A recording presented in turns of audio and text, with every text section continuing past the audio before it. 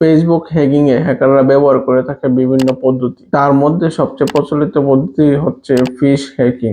আর এই পদ্ধতি বহুত প্রচলিত এবং পুরনো হলেও ইন্টারনেট ব্যবহারকারীরা এর ফাঁদে পা দিয়ে হারাচ্ছে ফেসবুক অ্যাকাউন্ট সহ বিভিন্ন অ্যাকাউন্ট। আর তাই আমাদের জেনে নেওয়া জরুরি যে এই হ্যাকিং পদ্ধতি থেকে আমরা কিভাবে নিজেদেরকে রক্ষা করতে পারি। চলুন কথা না বাড়িয়ে ভিডিওটি শুরু করা যাক। তার আগে আমার চ্যানেলটি যারা সাবস্ক্রাইব করেননি তারা অবশ্যই আমার চ্যানেলটি সাবস্ক্রাইব করে নেবেন এবং পাশে থাকা বেল আইকনটি বাজিয়ে দেবেন।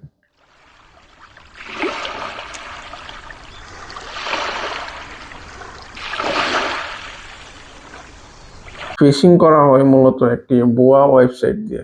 একজন হ্যাকার ওয়েব হোস্টিং সাইটে ফেসবুক লগইন পেজের মতো হুবহু একটি পেজ আপলোড করে রাখে। পরবর্তীতে এই ওয়েবসাইটের লিঙ্ক সেই হ্যাকার বিভিন্ন মানুষকে পাঠায়।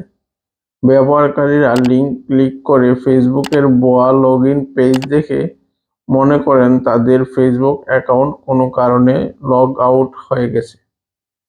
পরে সেই পেজ থেকে লগ ইনের চেষ্টা করলেই ব্যবহারকারীরা ফেসবুকের ইউজার নেম পাসওয়ার্ড জমা হয়ে যায় সেই ভুয়া ওয়েবসাইটের ডাটাবেজে। এতে করে হ্যাকারের কাছে চলে যায় ফেসবুক অ্যাকাউন্টের নিয়ন্ত্রণ। তিনটি উপায়ে এই হ্যাকিং থেকে আমরা আমাদের অ্যাকাউন্ট রক্ষা করতে পারি। ১. কোনো লিঙ্কে ক্লিক না করা। অপরিচিত কারো কাছ থেকে কোনো লিঙ্ক আসলে সেই লিঙ্কে ক্লিক না করা। বিভিন্ন রকম ওয়েবসাইটেও এরকম লিঙ্ক দেওয়া থাকে। ওয়েবসাইটটি যদি আপনার বিশ্বস্ত মনে না হয় তাহলে আপনি সেই লিঙ্কে ক্লিক করবেন না। ২. লিঙ্ক পড়া। হ্যাকিং এর লিঙ্ক শুধু যে অপরিচিত মানুষের কাছ থেকে আসবে এমনটি নয়। আপনার পরিচিত কোনো মানুষের ফেসবুক হ্যাক হয়ে গেলে তার অ্যাকাউন্ট থেকেও হ্যাকার আপনাকে এমন লিঙ্ক পাঠাতে পারে। এক্ষেত্রে আপনার উচিত হবে লিঙ্কটি পড়ে নেওয়া।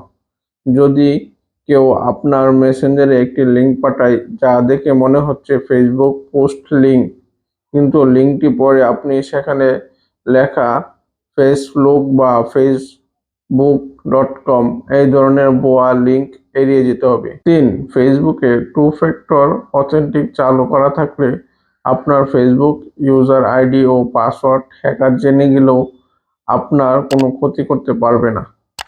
কারণ হ্যাকার তখন প্রয়োজন হবে একটি ভেরিফিকেশন কোড।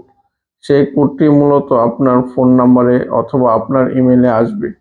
সেটি আপনি ছাড়া আর কারো জানার সুযোগ নেই।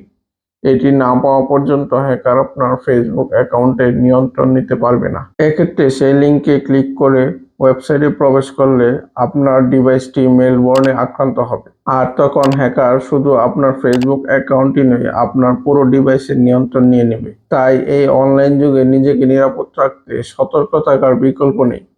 আজকের ভিডিওটি এ পর্যন্ত। এই ভিডিওটি যদি ভালো লাগে থাকে অবশ্যই চ্যানেলটি সাবস্ক্রাইব করে নেবেন এবং পাশে থাকা বেল আইকনটি বাজিয়ে দেবেন।